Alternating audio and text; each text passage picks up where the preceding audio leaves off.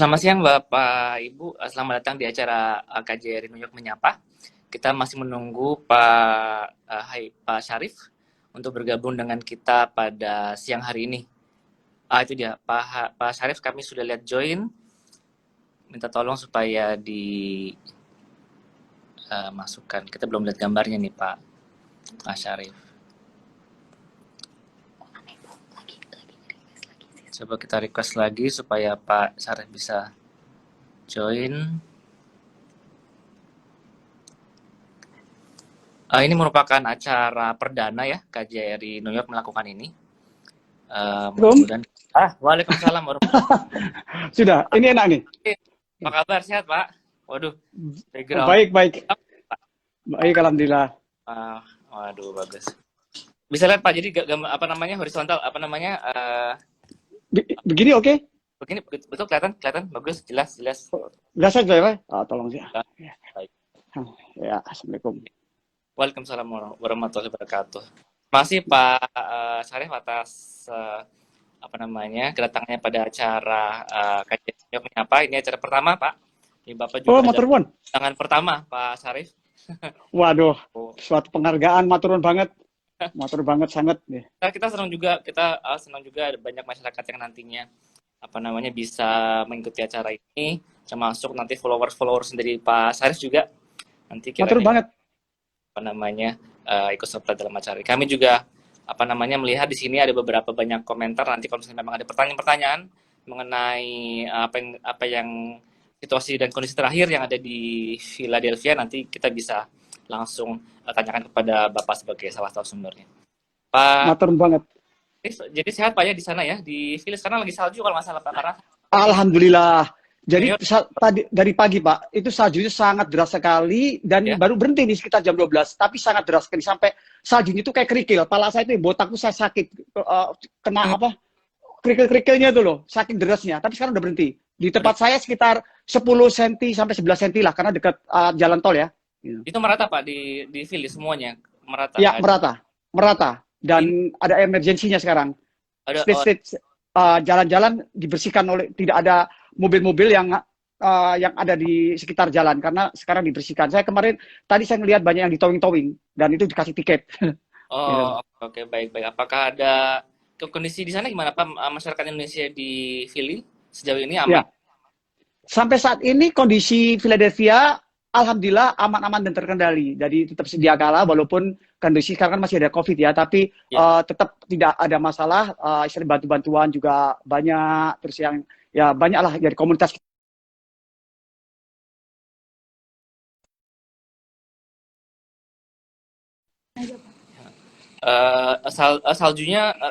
Salju sekarang memang lebih ini ya, lebih ringan ya daripada yang berapa hari yang lalu tuh. Yang sampai oke. Betul, sebetulnya ringan sih tidak ya. Kalau kemarin-kemarin kan memang terlalu panjang kan dari pagi sampai besoknya kan. Jadi tapi hari ini diprediksi seharian ternyata hanya setengah hari, tapi banyak. Jadi dia numpuk. Kalau yang lalu itu kan cuma pelan-pelan sampai besoknya tetap banyak. Kalau ini enggak, langsung pagi langsung deres. Dan akhirnya di depan juga cukup lumayan juga gitu loh. Oke, baik Pak. Posisi Bapak di Philly di sebelah mana? Di tengah kota, di selatan, utara? Dan posisi tinggalnya di daerah mana Pak? Tinggal saya itu di South Philadelphia tapi mengarah ke 32 Street. Konsentrasi masyarakat Indonesia tuh adanya di street kecil atau di street tengah-tengah antara 13 sampai 20. Tapi saya lebih cenderung ke arah yang lebih jauh, dekat tol. Jadi kurang lebih 10 menit lah gitu loh. Ya, mengarah ke agak lebih jauh gitu loh. Baik, terima kasih Pak. Kalau gitu, selama ini keadaan masyarakat Indonesia di sana saat pandemi pastinya ada dampaknya Pak ya kepada ekonomi teman-teman. Itu juga bukan hanya teman-teman masyarakat Indonesia juga pastinya juga orang warga Amerika Serikat pada umumnya. Kira-kira kondisi masyarakat Indonesia di Philly karena dampak COVID ini gimana Pak? menurut pemantauan saya ya, kondisinya itu memang pada saat ini memang kemarin-kemarin itu sangat semua kena dampak ya, sangat menyedihkan ya. Bagaimanapun banyak pengangguran, banyak yang dipecat, terus banyak yang kerja juga dikurangin jamnya, otomatis akan berpengaruh. Dan bantuan-bantuan juga dari Pemda juga alhamdulillah banyak ya. Artinya bantuan kan di sini seperti kayak ada setiap gereja-gereja di masjid itu ada, hampir tiap minggu itu ada. Untuk makanan kita tuh berlimpah gitu loh. Jadi banyak sekali. Dan kalau stimulus sudah otomatis ya dari pemerintah federal udah akan mengasih. Tapi kan hanya merata yang bagi yang punya surat kan. Tapi adapun yang tidak punya surat juga kita sempat memberikan juga dari organisasi ya, dari organisasi turun juga kepada berbagai negara. Dari Indonesia itu kebagian juga alhamdulillah karena network jaringan. Istilahnya kalau kita nggak tahu jaringan, kita nggak akan tahu. Dan kebetulan kemarin yang menangani ya istri dengan di kerjaan istri dan teman-teman kantor. Dari akhirnya sebagian beberapa orang yang tidak mendapatkan stimulus itu bisa mendapatkan gitu walaupun dia tidak punya surat gitu loh. Dan kita tetap memantau dari gereja, pastor, terus romo, imam, termasuk masyarakat, tokoh-tokoh dan anggota masyarakat itu selalu kita kerjasama, saling memantau, saling membantulah. Kekompakannya luar biasa sekali ya. Ini ya Ketua Diaspora Indonesia di sana Pak ya. Ketua Diaspora di sini kan Pak Beni Krisbiantoro ya, itu juga selalu mensupport juga di sini banyak kalau untuk makanan kayak di Betani Pak Pendeta Lukas juga memberikan di gereja Pak Temi di Rosid, wah banyak sekali. Kita nggak untuk makanan tuh alhamdulillah. Makanan Indonesia juga nggak ada masalah Pak ya, walaupun jauh dari Indonesia, makanan Indonesia tetap di sana banyak. Tetap alhamdulillah gitu loh. Take care itu luar biasa bagi saya. Oke. Pak Sarif, kami dengar info dari kemarin atau tadi pagi saya dengar bahwa ada warga Indonesia yang rumahnya kebakaran. Pak Sarif bisa mendetailkan apa yang terjadi kemarin kalau nggak salah? Ya, baiklah. Jadi gini, saya kemarin nggak sengaja ya waktu jalan ngantar mertua, tiba-tiba ada kebakaran. Pas kemarin. Kenapa? Ya, channel YouTube saya ya. Saya kan kebetulan kan YouTube kan sering menginformasi kepada masyarakat kan. Ada event pada saat itu juga saya pasti turun walaupun saya waktu ngantar mertua saya langsung berhenti. Tolong saya berhenti dulu pinggir jalan, saya langsung meliput. Jadi kejadiannya itu mungkin sekitar jam 6 itu memang waktu itu saya nggak tahu satu rumah tuh terbakar habis dan cepat sekali pemadam kebakaran ini sekitar kurang lebih 9 itu besar-besar itu melibatkan, jadi api cepat dipadamkan. Walaupun siangnya itu saya lihat beberapa berita itu memang besar sekali, dan yang terkena dampaknya kalau yang kena korban itu kan jelas rumahnya hancur ya, semuanya habis, tetangga sebelahnya kena cuma atapnya aja. Nah, kenapa? Waktu tahu korbannya orang Indonesia Pak ya waktu itu? Saya belum tahu kan itu kan semalam, kejadian semalam ya. Jadi kita kemarin terus saya langsung bikin YouTube channel, langsung saya update, saya blast itu baru jadi akhirnya kan pada tahu istilahnya kita koordinasi. Nah, akhirnya semalam tuh dari Romo Kurniawan itu adalah gereja Katolik itu koordinasi dengan Ketua Diaspora kepada Bapak Beni itu untuk koordinasi kelanjutannya, dan korbannya itu sudah tidak ada korban jiwa atau tidak ada korban, tapi yang punya itu sudah diusirkan, sudah ditangani oleh Bapak Romo Kurniawan langsung, dan Bapak Pendeta Lukas juga sudah bicara dengan Pak Yopinya bagaimana keadaannya. Jadi kita cepat sekali ya, dan juga langsung pagi ini itu semalam udah langsung di blast, kita tahu ternyata Pak Yopi itu dia kebetulan dia ada supir driver Uber dan istrinya Cilang dan anaknya Edo.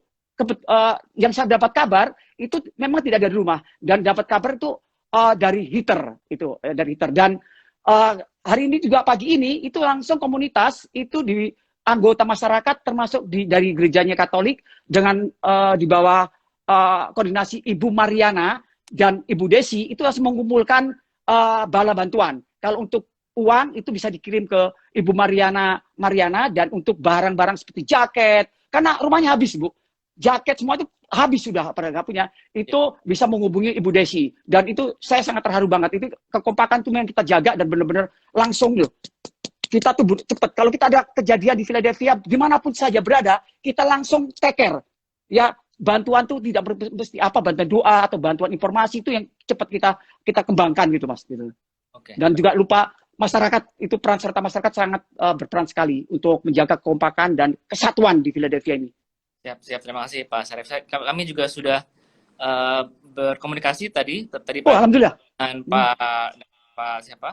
Dengan Pendeta Beni, juga dengan Romo Ini, Pan. Itu juga berkat apa namanya koordinasi yang bagus dari Pak Syarif gitu ya. wah, enggak, kita sama-sama saling membantu. Matur banget. Saya hanya bisa memberikan informasi di mana saat ada kejadian, saya tahu, saya langsung meliput. Karena tak kenal maka tak sayang istilahnya. Ya. Bagaimanapun kalau ada kejadian, banyak yang tidak tahu, kalau orang tidak dikasih tahu. Tapi kalau dengan kita kejadian, kita tahu teker sebelah kita, tetangga kita tahu langsung kita bantu, kita kasih tetangga, langsung ke KBRI, luar biasa. Dan saya terima kasih KBRI sudah langsung cepat tanggap. Saya acung jempol. Waduh, benar-benar hebat komunitas di Amerika ini. Saya sangat senang sekali saya. Terima kasih Pak. Ya memang tadi Pak Konjen juga berencana untuk datang ke sana Pak. Tapi kita juga sudah menyiapkan bantuan gitu ya. Cuma mungkin karena itu yang seperti ini dan mungkin agak berbahaya bagi kami atau untuk datang. Kita tunda, mungkin kita akan datang ke sana mungkin hari Sabtu atau hari Minggu nanti dengan Pak Oki atau gimana nanti. Mudah-mudahan nggak terlalu terlambat gitu Pak ya untuk datang ke sana. Enggak. Sampaikan apa namanya, kalau misalkan memang nanti udah ada update-nya nanti kita sampaikan ke Pak Syarif, ke Romo Kurniawan, ke Pak Beni. Ini juga ada nanti bisa langsung ke Pak Romo juga bisa. Sekarang yang di koordinator Pak Romo Kurniawan. Jadi bisa langsung, kalau ada kesulitan bisa ke saya atau ke Pak Beni, itu silakan kemana saja gitu loh. Dan ini Pak Koni juga sampaikan di komentarnya bahwa kami semua apa namanya berduka atas kejadian musibah yang menimpa warga Indonesia di Philadelphia. Semoga cepat apa namanya bangkitnya lagi dari apa namanya kebakaran itu dan kita semua bisa saling membantu. Kita juga memuji apa namanya dukungan dari teman-teman masyarakat Indonesia di Philadelphia yang cepat tanggap gitu Pak ya atas kejadian-kejadian seperti ini. Semoga ini juga menjadi model untuk teman-teman di wilayah kerja KJRI New York lainnya, gitu Pak. Betul kita karena bantuan itu kan tidak memandang suku, ras, agama. Kita bersatu teguh, bercerai kita akan runtuh. Selama kita di merantau di Amerika itu semua sama. Ini yang kita perlu jaga ini jabatan tangan itu. Baik. Bapak Ibu yang bergabung dengan acara KJRI New York Menyapa juga bisa memberikan komentar atau pertanyaan juga untuk teman-teman untuk Pak Syarif. Di sini kita lihat sudah ada 12 orang yang lihat. Ada beberapa orang join nih, saya lagi putar sedikit. Ada banyak juga yang udah join nih Pak. Nanti kalau ada pertanyaan silakan ya Bapak Ibu yang di kolom komentar untuk bisa menanyakan kepada Pak Syarif mengenai apa yang terjadi di Philadelphia pada saat hari ini.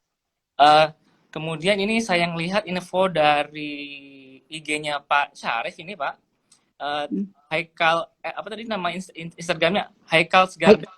Haikal Garden itu bisa diceritakan apa sedikit mengenai apa itu Haikal's Garden itu biar kita semua tahu apa yang Pak Syarif lakukan di Philadelphia.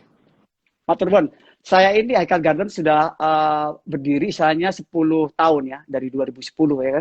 Dan ini adalah sebagai urban farming, saat ini saya menjadikan suatu kayak model percontohan lah. Kalau kita summer, saya bergerak untuk menanam sayur-sayuran organik. Dimana kalau sayur-sayuran organik ini, di sini kan sangat mahal. Dan keduanya, saya bercocok tanam itu untuk berbuat saya sebagai hobi, ya kan, dan untuk kepada masyarakat, untuk saya bagi-bagikan, saya senang, masyarakat senang, dan saya akan memberikan ilmu-ilmu soal pertanian di model 4 musim nih, karena di 4 musim ini kan banyak kesulitan kan, tidak semudah yang kita bayangkan seperti di Indonesia, kain itu plus itu jadi tanaman kan, kalau sini tidak ada 4 musim, jadi banyak sekali hambatan-hambatannya. Nah, dan saat ini lagi musim dingin, jadi saya tidak berkebun. Paling saya kalau 3 bulan itu paling saya banyak nge-vlog informasi-informasi di YouTube channel saya aja. Dan alhamdulillah Haikal Garden ini juga sudah banyak diapresiasi oleh masyarakat Philadelphia, Amerika maupun Indonesia. Kebetulan saya juga di Indonesia banyak komunitas dan saya juga memberikan sebagai narasumber, memberikan sebagai menginspirasi untuk ketahanan pangan dari dalam rumah. Karena apalagi saat ini sedang ada pandemik ya kan. Kalau kita mengandalkan beli di luar kan agak sulit. Tapi kalau kita bisa bercocok tanam dalam rumah sendiri atau di lingkungan rumah sendiri, ketahanan pangan akan dibina, akan dibuat oleh kita sendiri itu. Dan alhamdulillah juga saya juga sudah banyak memberikan buku ya, artinya saya membuat buku seperti ini, dan ini buku ini juga dicetak oleh dana masyarakat. Saya tidak mengeluarkan uang sebesar pun, dan cetakan pertama buku. Tulisannya. Ya, nggak tahu saya. Oh, gini kali ya, Pak. Oh, balik dong nih. Ya. Jadi buku.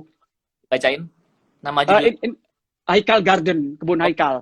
Okay. Ini buku inspirasi tentang saya untuk anak-anak. Sebetulnya untuk anak-anak, tapi modelnya itu supaya anak-anak itu mencintai sejak usia dini. Karena di Amerika tuh anak-anak Amerika atau anak-anak Indonesia itu kan kita kan serba instan, ya kan? Tidak mengetahui dari mana dia makan, sejarahnya kan. Nah, dengan buku ini kita mengajarkan, dan ini sudah kita bagikan ke berbagai kemana-mana, termasuk di Indonesia maupun di sini. Ya, itu alhamdulillah, dan saya sangat bersyukur juga dukungan dari masyarakat Indonesia, luar negeri atau tokoh-tokoh KJRI dan semua pemerintah Indonesia ya yang telah mendukung saya atas terbitnya buku ini. Ya mudah-mudahan ini sebagai model lah untuk inspirasi, kita tetap bersinergi atau tetap semangat untuk mulai bercocok tanam gitu. Oh baik.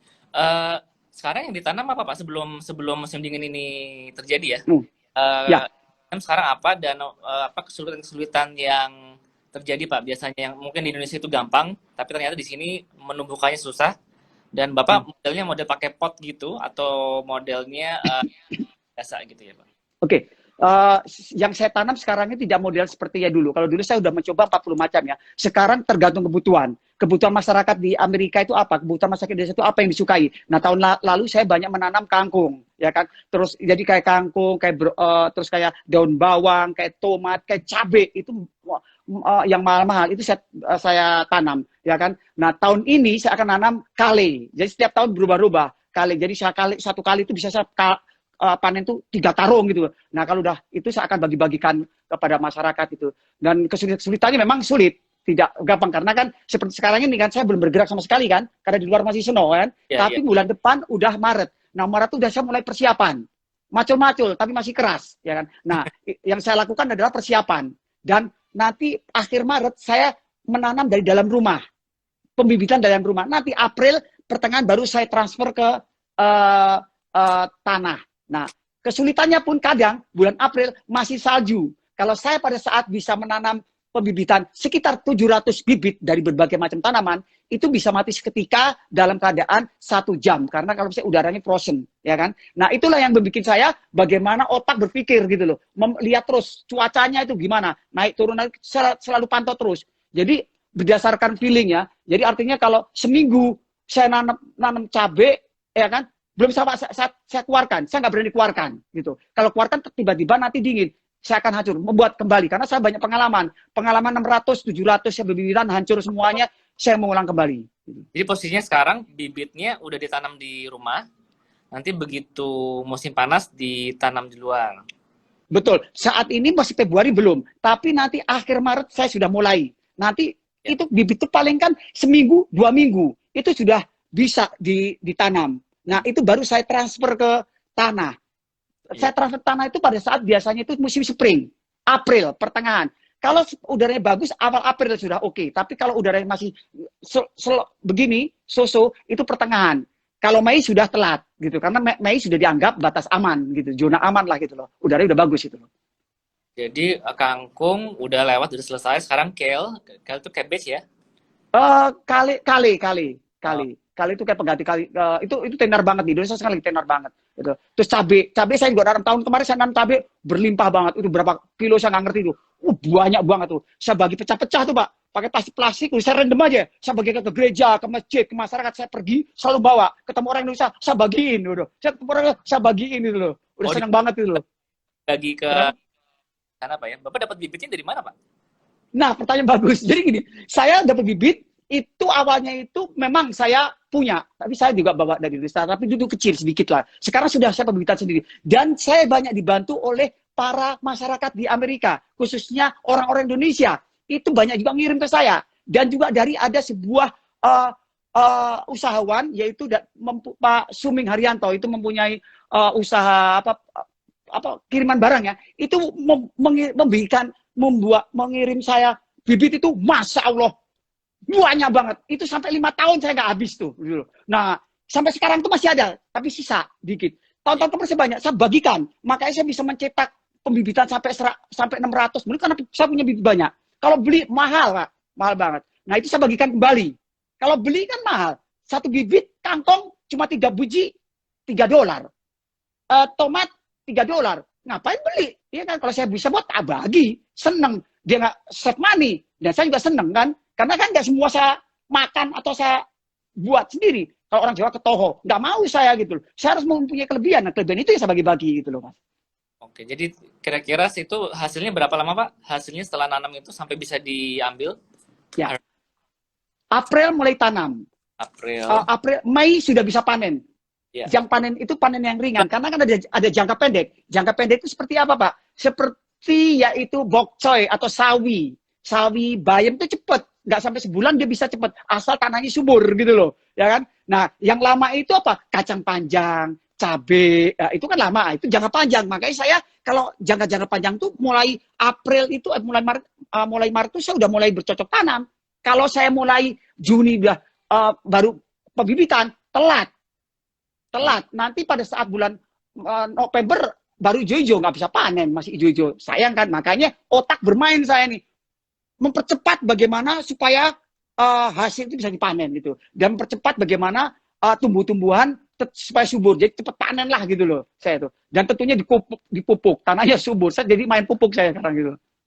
Dan pupuk saya buat sendiri, saya pupuknya. Oh, bagus Pak kalau gitu. Ya Wah. organik saya semuanya buat sendiri.